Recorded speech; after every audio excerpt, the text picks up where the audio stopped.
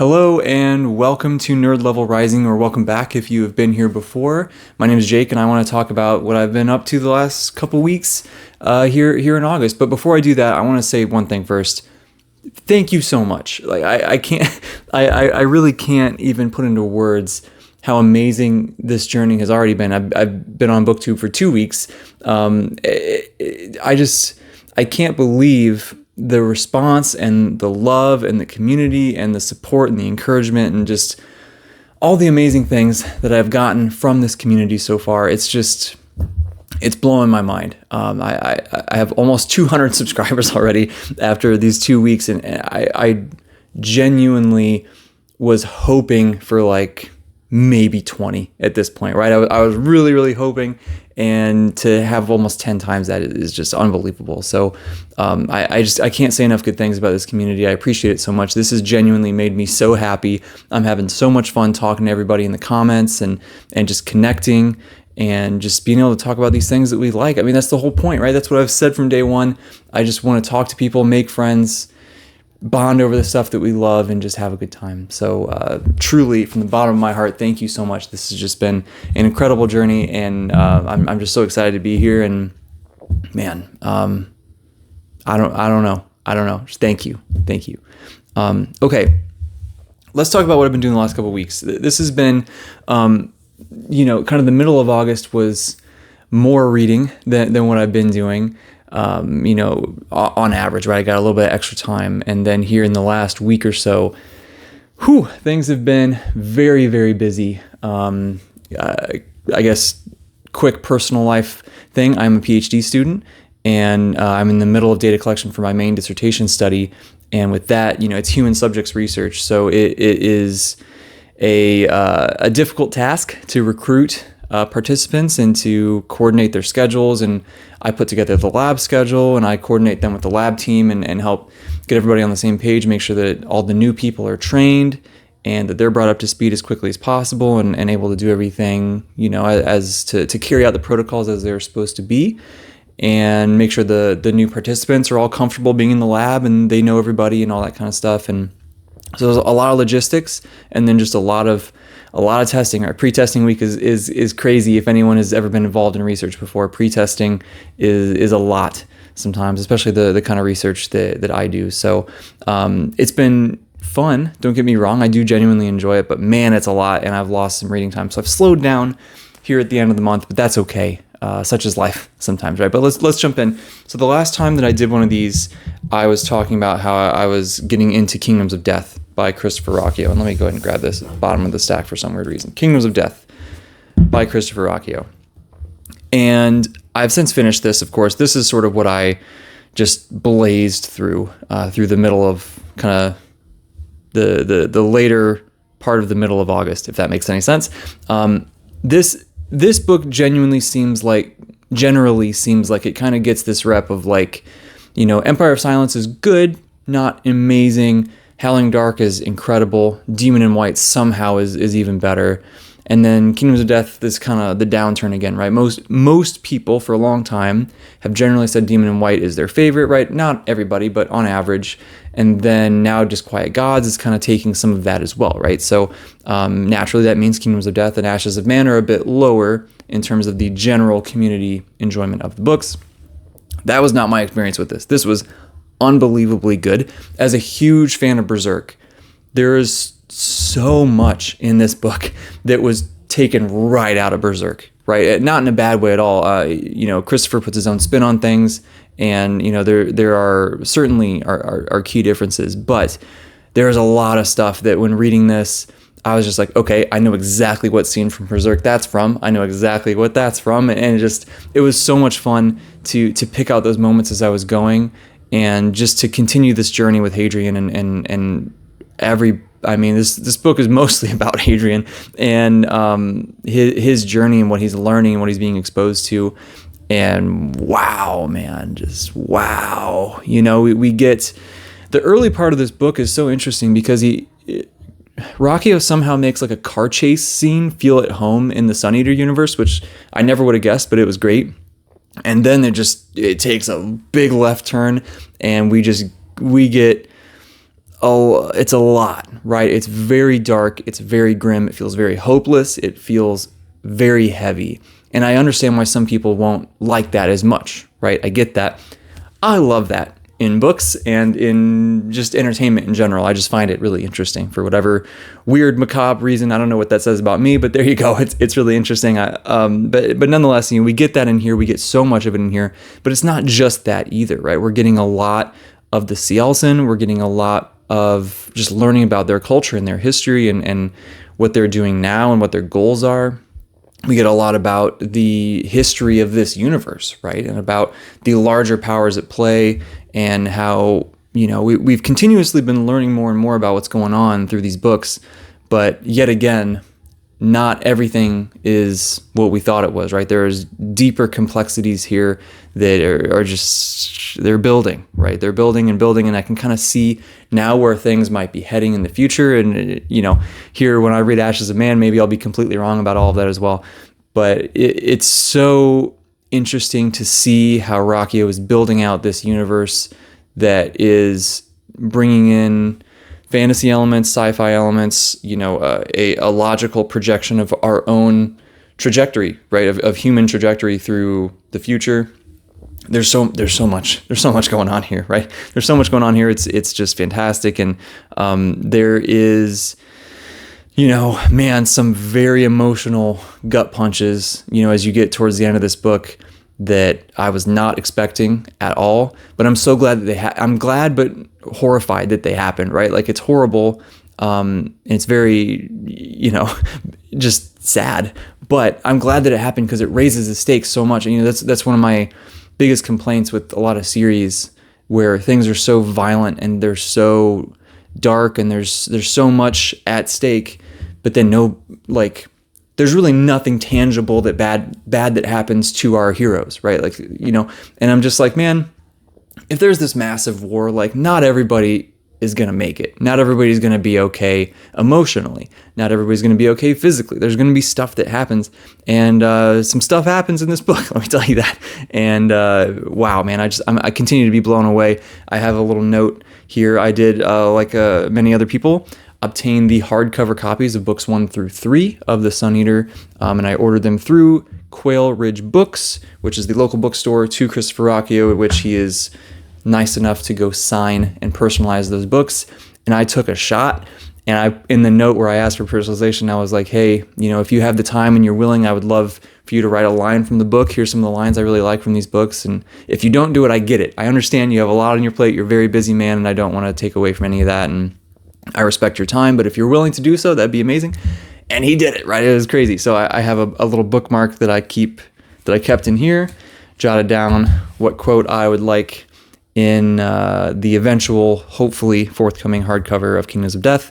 I'll do the same thing for Ashes of Man, Disquiet Gods, and we'll see. That'd be amazing, right? Someday if I could have full matching hardcover set, all signed, personalized, and lined, that'd just be amazing. But we'll see. Anyway, Kingdoms of Death, can't say enough amazing things. After that, I jumped into, I'll talk about this. I'll talk about this next, right? The Malazan Novella Collection, Part 1. These are the Tales of Baukelin and Corbel Broach. These I've been reading before bed, right? Which I mentioned these in that other update, that I started these and that they were surprisingly good, bedtime read, right? It's just simple, very straightforward, very short chapters, 1 to 3 pages on average chapters, very short. And it was just, I don't know. I mean, a really refreshing, kind of easy Malazan read, which feels like an oxymoron, right? But it was great, and I really enjoyed this. I did. I'm gonna put off the second novella collection here for a minute, which I'm gonna make another video just about that. So I'll talk about that more later. But this was really fun. I like these a lot. If anybody is a big fan of the Malazan books and you enjoyed these characters as much as I did, and we didn't get very much of them in the Book of the Fallen, and we got a little bit more of them in one of the Esselmont books, but for whatever reason, these 3, right, these 2 and the manservant, Emancipor Reese, have just always stuck out to me. They're just really entertaining, and it's been great to be more with them and kind of see how their journey together started and some of the things that they've done, and that's what these are really all about. There's 3 novellas in here, super quick, super easy reads. I liked it. It was fun. So I've been chipping away at those, and those are complete. And then I got into this and did manage to finish it here actually yesterday, The Shadow of the Gods. This is my Bloodsworn read to get ready for the Fury of the Gods here in October. So I read this at the end of August. I'm planning on reading The Hunger of the Gods at the end of September, and then be ready for the Fury of the Gods at the end of October. And this was great. I'll be honest, there's a couple things in here that, not necessarily a complaint, but just, I would like to see something a little bit different from John Gwynne at some point, right? I understand, like, this is his style at this point, right? He's written, 4, 5, 6, 7. This is the 8th book by him that I've read, and I've loved all 8. Please don't get me wrong. It's fantastic, right? But they have a very similar tone, very similar style, which is very authentic and very, it feels so real and so like, man, who can talk about, a hunter who's tracking somebody or something, who can talk about, putting on chainmail and it's all these little tiny details, or even battles, all these little tiny details that you just wouldn't know unless you've really done the research, right? And the hands-on experience. And it's amazing for that, right? So you can immediately tell that it's a John Gwynne book. And I like that a lot. I would love to, I'm like, I've kind of had enough of the shield wall. Okay. Like, I'm just going to be honest. Shield walls are awesome. Right. But we've had a strong focus on shield walls through all the Banished Lands stuff. And to have it be a pretty big piece of the combat in here, I'm like, it's awesome, but I would love to see some other kind of combat stuff. That, or just like the duels, the one-on-one duel to settle this larger scale battle. Let's just do a one-on-one real quick to do it. I'm like, sometimes I just want to see the large scale battle, But so I have that, but by and large, this book was fantastic. The action in it was really good. It is fast paced and snappy, but still very detailed, right? In that beautiful John Gwynne way.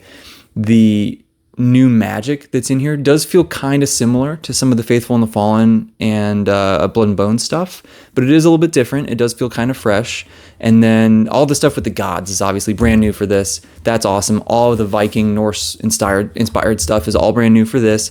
That's awesome. I love all of those things, right? So this is very new. This is certainly different from all the stuff in the Banished Lands, but there's a couple of those kind of holdover concepts or stylistic things or whatnot that I'll be interested to see how that continues to kind of progress through this trilogy. But I know that sounds kind of negative, but I'm 98% positive on this book. I loved it. The dragon on the cover, I mean, come on, like even just that is enough of a selling point for me personally, right? And the reveals at the end of this book, if I wasn't hooked already, like, I'm really, really hooked now. I got to see. Some of this stuff felt a little bit predictable. Like, I kind of knew where it was going to go, and it did go there. And that's cool. Some of it was not predictable, and that's even better, right? I love that. I love getting caught off guard. So this was fantastic. I like this a lot, and I'm very excited to get into book 2 here later in September. Couple other things. Anime stuff that I've been watching, right? It's really just continuing all the same stuff I talked about last time, so I won't take a ton of time to go through that. But with Oshi no Ko, the one that's all about the entertainment industry, and on the surface, it kind of seems like this light, easy kind of pop idol show, but gets very dark very quickly and gets into all of the dark side, the untold things of the entertainment industry. That has continued, and it's just explored so many different things. And I finished season 1, and I really, really loved it. In season 2, I'm now caught up in current with the currently airing season 2. And it's great still, but in slightly different ways. Now we're exploring some of the things around as a creator of an IP and getting that IP adapted into a different medium, and some of the challenges with that, some of the things that you, as a viewer, you don't think about, right? You don't realize all the behind the scenes stuff that's happening, and to see it depicted in this anime that's an adaptation of a manga, like, that's interesting. It's kind of meta like that, right? But the characters are very interesting, very deep. It seems like every couple of episodes we dive into another character's backstory and get a little bit more about their emotional state. A lot of them are dealing with different kind of trauma that came up from their childhood that is still affecting them as adults. And I find this series to just be so genuine and so honest and so transparent in a lot of ways. while still being very entertaining and kind of tapping into ideas of life that the normal person, most of us aren't actors or mangaka or, whatever, these entertainment industry things, idols. Most of us aren't that, right? So a lot of us don't see that in our normal day-to-day life. So to see that, it wraps it all in this really cool package that is just so fun to watch. So I've been very much enjoying that. I hope everybody watches this show. It's just amazing. And the animation is awesome. Music is awesome. Sound design, everything. Just fantastic. But I've been continuing as well. Nier Automata. I got to look at my list so I don't forget. My Hero Academia, 2.5 Dimensional Seduction. Those have all been really fun. They've continued to just, I would just reiterate all the things that I said in my last kind of mid-month update. So if you're curious more about those shows, the deep, heavy sci-fi, the kind of slice of life, cosplay club thing where people are just really trying to be comfortable in who they are and doing what they want. And there's I said it last time, there's so much heart in that show, and I love that so much. Or the My Hero Academia, just your classic shonen battle series. They've all just been great. And I've continued my Yu-Gi-Oh! Rewatch. I just love Yu-Gi-Oh! So much. It is such a place at home in my heart. And I finished all the Duelist Kingdom stuff here yesterday and just watched up through the end of that. There's some other little stuff at the end of season 1 that I get to watch here next that I'm really excited for. But the Duelist Kingdom tournament is just, it's so fun revisiting those early episodes when they didn't really follow the rules of the game that well, and they just kind of made some stuff up on the fly, but it just felt so good in the moment. And now as you kind of get more towards the actual Duelist Kingdom finals, they play more by the rules, and there's still some things that aren't quite right, but for the most part they're playing by the rules. And the stakes increase. We get so much more of those themes of the importance of friendship and just how vital that is, and how you really can accomplish so much more than you think you can if you and your group of friends all stick together and really help each other. And that's such a simple theme, but man, it's pretty heavy-handed, right, in that show. But man, if it doesn't just get you right in the heart sometimes, and there was a couple moments, even, I've seen this show, I've probably watched, especially the first season, I've probably watched it all the way through 3 or 4 times before. I grew up with this show, right? It means so much to me. I've seen it a lot, but even now there's some points where I was kind of tearing up a little bit, right there towards in the finals of that tournament. So just fantastic. Other stuff. We have a D&D update.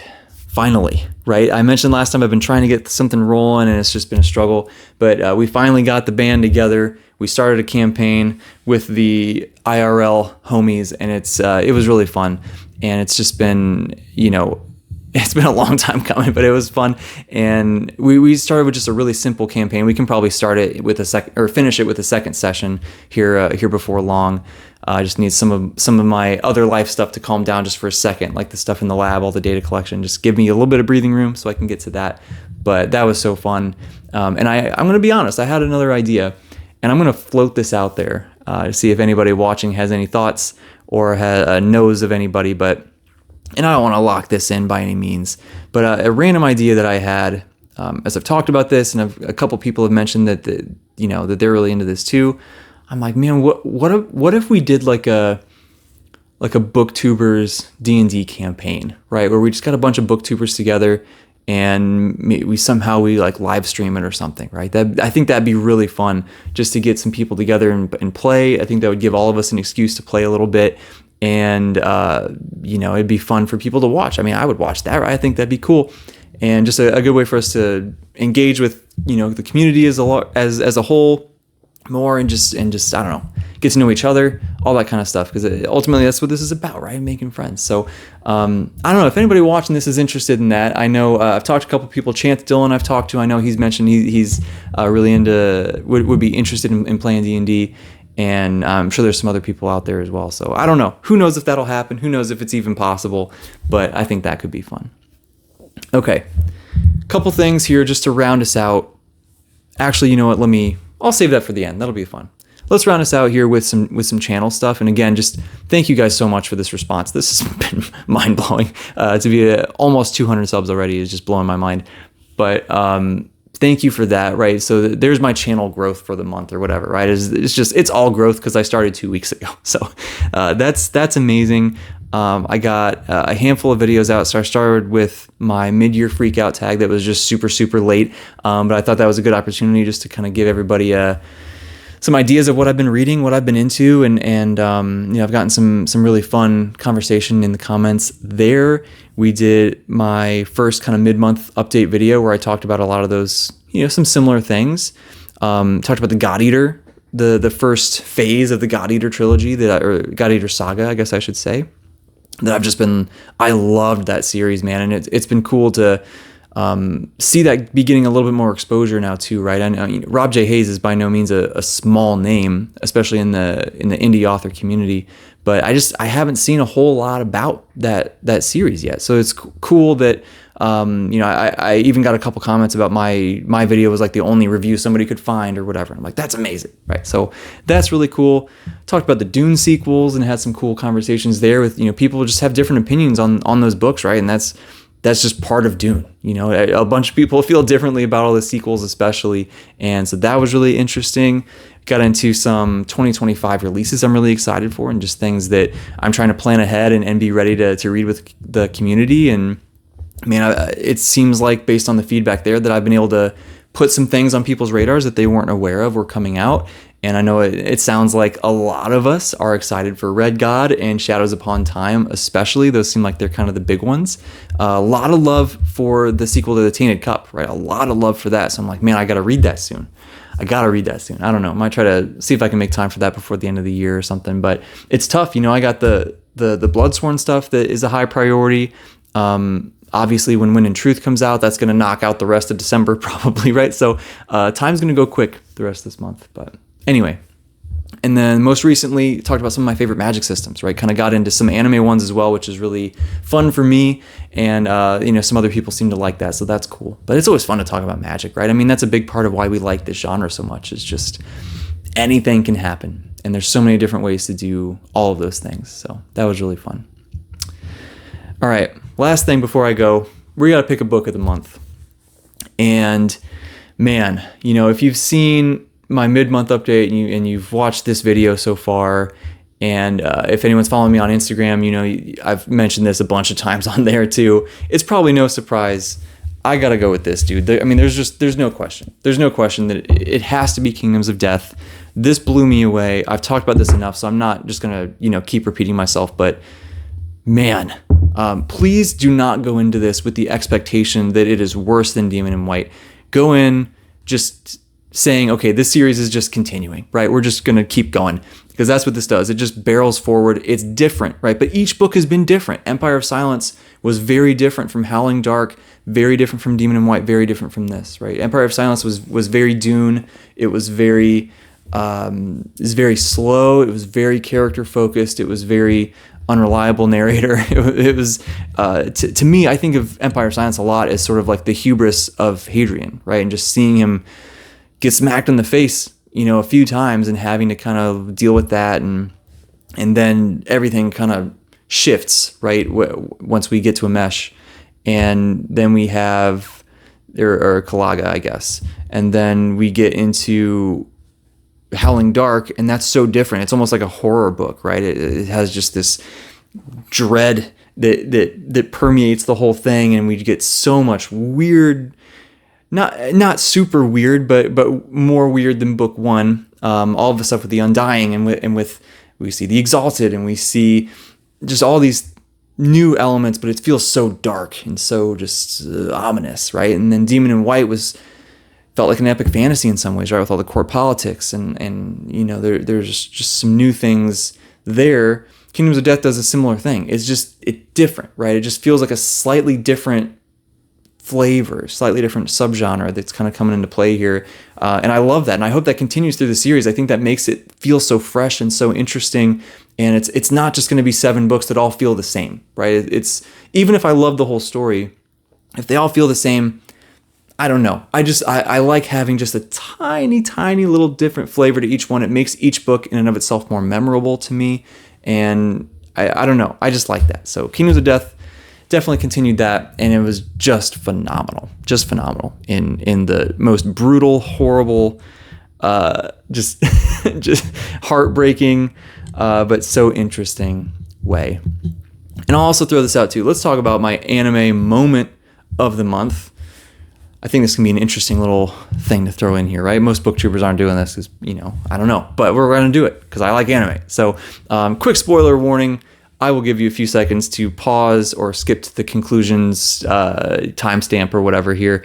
But yeah, quick. I won't spoil anything in great detail, but I just do want to mention the moment at least. 3, 2, 1. Okay. I have to go with Yu-Gi-Oh! I have to do it, right? In the finals of the Duelist Kingdom tournament arc, we get the duel finally between Yugi and Joey, and not only is it a great duel with some great back and forth, but we get to see so much character growth for Joey, right? That when he started, he didn't even know how to play the game, and he was just out there, whatever, trying to barrel forward and whatever. Didn't know what he was doing, didn't even know what a magic card was. He's learned so much. He's become so good at this game. He has really progressed a ton in that way, and a ton in his ability just as a person, right? In his belief in himself and his confidence and in his trust in his friends and all of those things. And then we see Yugi, who's grown quite a bit as well, right? He's had to learn how to trust the spirit of the puzzle. He's had to learn how to really embrace the fact that he sometimes does, in fact, have some self-doubt, and that's okay, and he needs to work through that, and he's so focused on saving the people that he loves and doing the right thing. But to do that, he's got to go through his best friend, and that's just, it's a conflict that in some ways is kind of hamstrung because, whoever wins can go get both the prizes that they both want, right? Like it's kind of, it's not the highest stakes thing ever, although when you're a kid, and the show is directed more towards a younger audience, right? You don't really know that. You don't really think about that so much when you first go in. But anyway, it was just great, and it feels like those stakes are still there. And man, by the end of that duel, when Yugi goes to play the move that wins it, and he's crying a little bit, they're both crying a little bit. And man, I'd be lying if I didn't say that I cried a little bit too when I was on the elliptical getting some cardio in and watching this, and I was just like, man, don't do this. But man, it's fantastic. I just love that show so much. Okay, this video has gotten long enough. Thank you so much for watching. If you got through this entire video and you enjoyed it, please hit that thumbs up. I love that. That definitely helps the video do good, shows it to more people. So I'm told anyway, right? Please leave a comment. Let me know what you guys have been reading, watching. Do you like me mentioning anime stuff or in D&D stuff and all this, or do you only want to hear about books? I think it's fun to talk about all of it, but hey, if everyone hates it, then I'll try to keep that in mind. Just tell me about your month, man. Tell me about your last couple weeks. I hope that it's awesome. Have you read any of this stuff? Have you watched any of the stuff that I've been watching? I'd love to talk about those things. If you like what you saw, if you check out some of my other videos, you like those, please subscribe. I love seeing that subscriber count go up because number one, I just want to talk to more people. I want to reach more people, make more friends. That means a ton to me. I'm also just a goal-driven person, right? I like seeing those metrics increase. That's always a nice kind of validating feeling. But nonetheless, thank you so much for being here. I'll see you in the next video.